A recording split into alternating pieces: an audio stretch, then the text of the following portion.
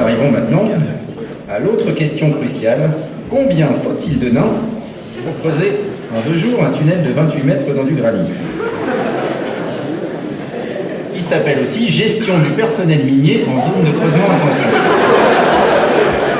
Vous savez combien nous autres... De petite taille, minier de petite taille. Oui, nous aimons le langage administratif, hein, beaucoup. Alors, donc, le sujet. Le granit. Voilà. Le granit est une roche magmatique plutonique à structure grenue, c'est-à-dire entièrement cristallisée, formée par le refroidissement lent et en profondeur d'un magma issu de la fusion partielle de la croûte continentale. C'est une roche acide, composée principalement de quartz, de feldspath potassique, de plagioclase sodique et de mica. Les roches volcaniques sont des rhyolites, blablabla. Bon. Il y a du mica dedans, vous avez le chocolat avec les vaches violettes? Oui, oui. Vous avez dit que la marmotte était dans le papier d'aluminium. Vous avez tous compris que c'était une roche dure. Donc c'est pas si facile que ça de creuser dedans. Les nains. Les nains sont des êtres humanoïdes de petite taille avec une barbe, 2 bras, 2 jambes et un casque. Et une odeur pestilentielle. Ils sont aussi très durs et très acides. Slide suivant. Un nain seul, muni d'une pioche standard, avance à la vitesse de 3 mètres par jour, sur un modèle standard, granit standard, avec une pioche standard, qui permet le passage d'un nain et de son équipement. Standard. Voilà. Sachant qu'on ne peut pas mettre plus de 3 nains en même temps, on travaille sur un tunnel standard, parce qu'il manque de la place, donc ils n'arrêtent pas de se battre. On voit bien que s'ils étaient plus de 3, non, c'est ma pioche, non, c'est mon bout de caillou. Donc, ils arriveraient donc à 9 mètres par jour, soit 18 mètres en 2 jours. Donc c'est pas assez, c'est insuffisant pour atteindre 28 mètres. Nous considérons bien sûr qu'on attaque le tunnel par un seul bout, parce qu'il y a toujours des petits malins qui disent « Ah oui, mais alors, nous, c'est l'autre bout et tout. » Non, non. Donc, sur le slide suivant, nous verrons qu'on ajoute une équipe de nuit. Nous voilà déjà à 6 nains. Bon, là, c'est bon, on atteindra la distance. Alors, pour le slide suivant, s'il vous plaît, voilà. Il faut un nain pour approvisionner l'équipe en bière et en nourriture de façon régulière, afin que le travail ne s'arrête pas. Ce qui nous ferait donc 2 nains supplémentaires, un pour le jour et un pour la nuit. Mais n'y a-t-il pas un facteur à appliquer au rendement de l'équipe de nuit? Parce qu'il est bien connu que les nains travaillent le jour et boivent la nuit. Chaque chose en son temps. D'accord. Je vous laisse continuer, professeur. Oui, oui. Voilà. Alors, il est évident qu'un nain quasiment inactif, celui qui apporte la bière, boira 4 fois plus qu'un nain au travail. Puisqu'il aura accès au tonneau, il sera donc ivre et inutile 4 fois plus rapidement. Ce qui fait qu'il devrait être remplacé plus vite qu'un nain qui travaille. Envoyez donc la diapo 6. En conséquence de quoi, un nain pour la journée ne suffit pas, considérant qu'il faut 4 nains par jour et 4 nains par nuit pour assurer le ravitaillement.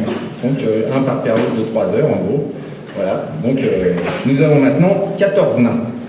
Professeur, peut-on tenir compte du fait qu'au bout d'un certain temps, le nain ivre-mort est laissé dans un coin dégrise? À ce moment-là, on peut peut-être le réintégrer dans l'équation. Non, mais non. En fait, parce qu'il va se battre avec les autres et tout, qui diront que c'est leur tour. Alors, ça va devenir compliqué. Vous allez voir, déjà, c'est largement assez compliqué.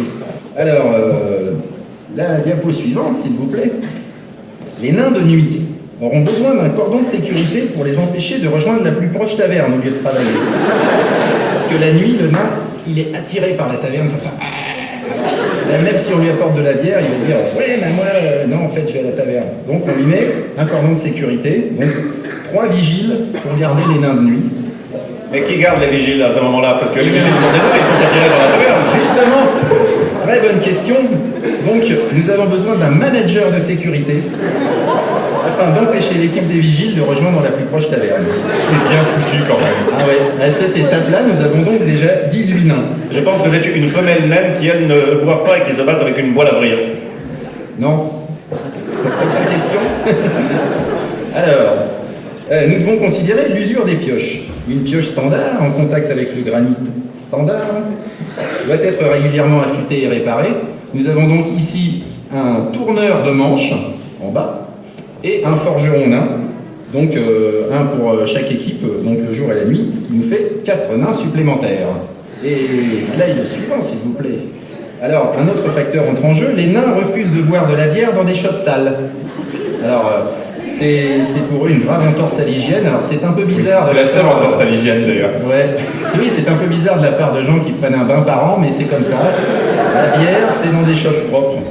Donc, nous avons besoin d'un plongeur par équipe, soit 2 nains supplémentaires. Mais rappelons que les nains ont un sens de l'hygiène assez développé, puisque quand ils font la cuisine, ils se lavent toujours les mains après avoir manipulé les aliments. Ah oui, je m'en rappelle de ça.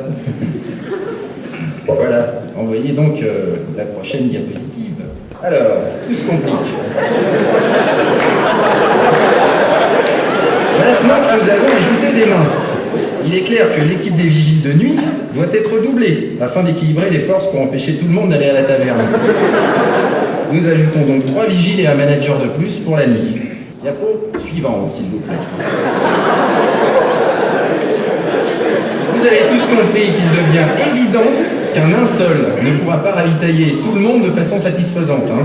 Ah non, moi j'avais pris cette bière-là, ah non, mais la blonde c'est pour moi et tout.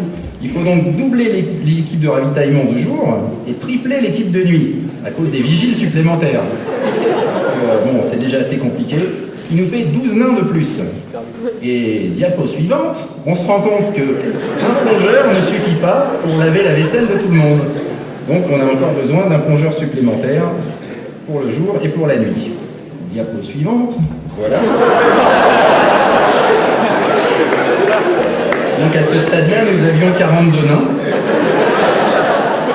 Et on se rend compte que finalement, même avec une meilleure vision nocturne que les humains, les nains, c'est quand même pas les elfes, hein, la vision nocturne. Alors, ce qui se passe, c'est quand ils creusent la nuit, bon bah, je te fous un coup de pioche dans le pied, je te fous un coup de pioche dans l'œil, puis après, les tunnels, c'est pas carré, quoi. Alors, bon, c'est pas rond non plus, c'est un peu bizarre. Donc, il faut une équipe d'éclairage de chantier, donc des porteurs de lanternes.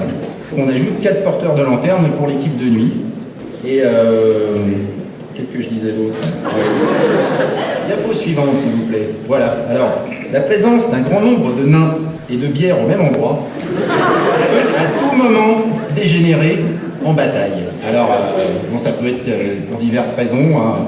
Oui, mais le tourneur de pioche, il a piqué le marteau du forgeron, et puis le manager, il est pas sympa avec les mecs et tout. Donc, nous avons besoin d'un guérisseur nain par équipe, un pour le jour et un pour la nuit, soit 2 nains supplémentaires.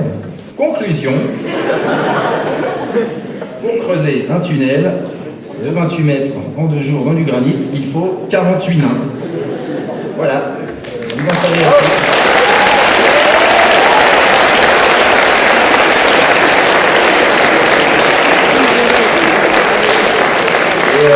Et vous comprenez pourquoi chez les nains, on sait très vite compter, parce que tout est très vite très compliqué.